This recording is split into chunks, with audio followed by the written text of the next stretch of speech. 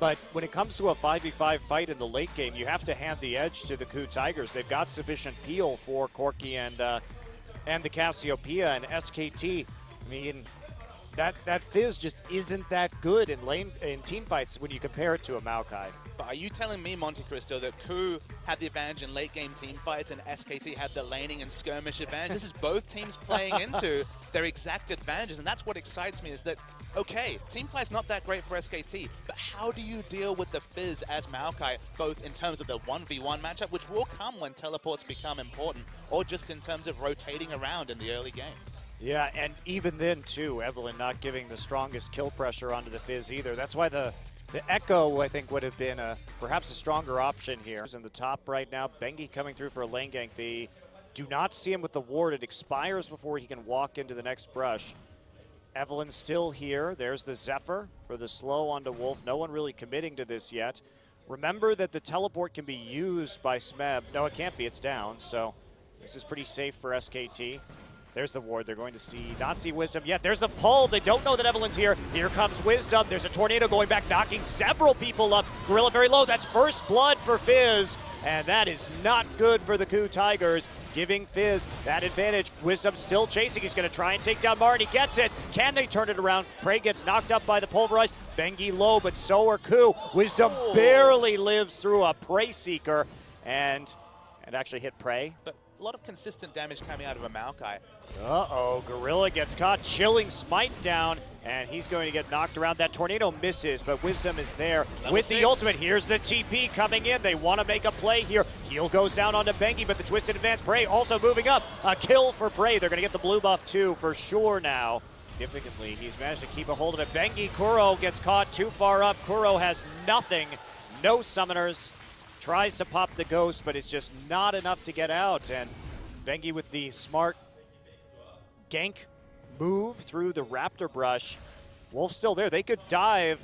Wisdom right now. They want to go in again. There's the exhaust flash, and they're knocking it back in straight into the knock. A beautiful dive from SKT. Now wandering through the tri-brush, and Wisdom's going to show himself on the top side. They probably will get a kill onto MaRin here, but there could be a big dive coming in through the bottom side. MaRin not able to escape. Agony's Embrace will come through, and there's that turret going down. No one going to get the local gold. Teleport coming in. And here we go. They're going in again. Bang alone in the bottom side. Smeb coming in. Righteous Glory already popped. Bang is dead. Wolf and Bengi are here, but that's not going to be enough right now. Faker makes his way back down from the mid lane. PraY dies to the storm. Gravity Field. GorillA looks like he's going to fall as well. There's no real help here. Kuro, can he get the Petrifying Gaze? No, gets knocked out by a headbutt, and they're just using it to retreat.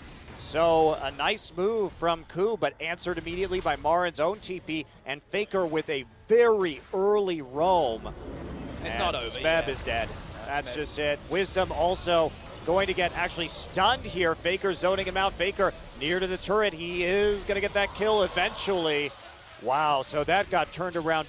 Have to have two different magic resistant armor to really efficiently deal with him. They know Wisdom's there. They don't care. They're still going to invade that side of the map. Maybe finally they'll see the pink ward. Smeb with the glory coming through. There's a twisted advance onto Bengi. Agony's Embrace goes through. They want this kill. PraY is also there. Smeb will pick it up. Feels like taking that out of turret. You know, we've seen previous series where denying a Varus by stealing blue could be the thing. Using the teleport hero who they really want this turret. It's falling low, but will we see SKT engage? Here we go. There's a flank from Wolf. Big knock up. Gravity Field catches Smeb. Wisdom already low on the backside. Kuro tries to get the Petrifying Gaze. Doesn't actually stun anybody, and now Kuro has to run. He's going to fall. PraY valks out of combat, but that is so far 3 for none. And KOO trying to commit. They needed to dictate the tempo of this game just a little bit. They can't get there. PraY looks like he is going to die in the end as he is found by Bang and Faker, zoned out by Wolf, and that's going to be a Baron. But of all things, a Wolf flank on Alistar is what got them the massive engage with the headbutt pulver. It just wasn't accounted for by wards. Only one pink ward on the map around the mid lane when they were grouping, when they used their teleport, and the cost is massive.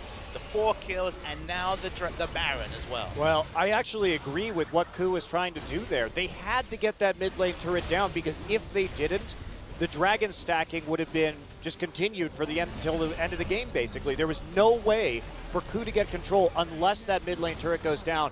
But flash, headbutt, pull right into the center of the team.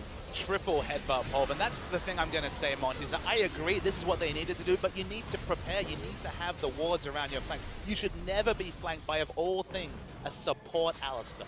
Well, they also didn't expect him to come through the lane from that angle, and they certainly didn't expect him to be able to flash on his entry to hit them while they had just killed the tower. So Wolf outplayed them for sure. Now PraY going to get fished and dead. You try and get the Kog'Maw for yourself. Here we go. There's a Righteous Glory pop right there. They're going to try and get it on Faker. Smeb in the back line already. Faker getting locked up. Faker actually goes down right there as Bengi finally gets into the fight. Bang under threat. Kuro and Smeb chasing after him. They're the Twin Fangs, but the double kill as MaRin is just going to clean up this fight from behind. There is nothing that KOO can do. MaRin with the TP into the back line. And he's going to not quite finish off Smeb, it looks like. Smeb may be just a little too much to handle, but that's not going to save KOO's bottom inhibitor.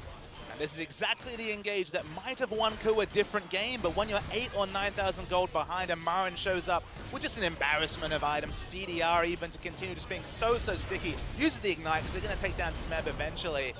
7-16, soon to be 7-17 is the kill score, and KOO have been blown away by SK Telecom. Yes, they have. They can't finish right now. No AD carry, no mid laner to deal the coup de grace. That is only a matter of time at this stage. Baron up in another minute, Dragon up in a minute 40. Certainly SK Telecom in prime position to take both of them. It was a good engage from KOO.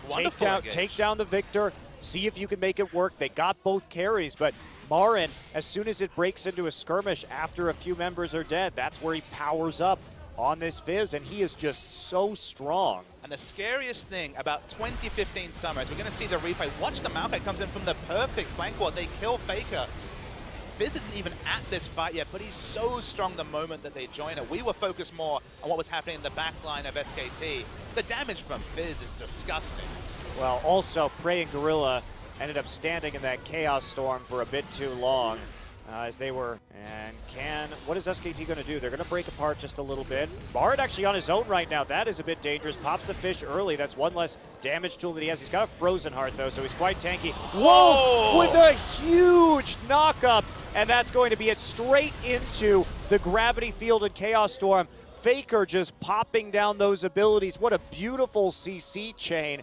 MaRin just baiting them into grouping up, and Wolf just absolutely delivering with the flash. He has been insane on this Alistar this game. Back-to-back flashes. The first to win the game, it felt like, after KOO were pushing the mid turret. The second one for the disgusting Wombo even prompts a surrender.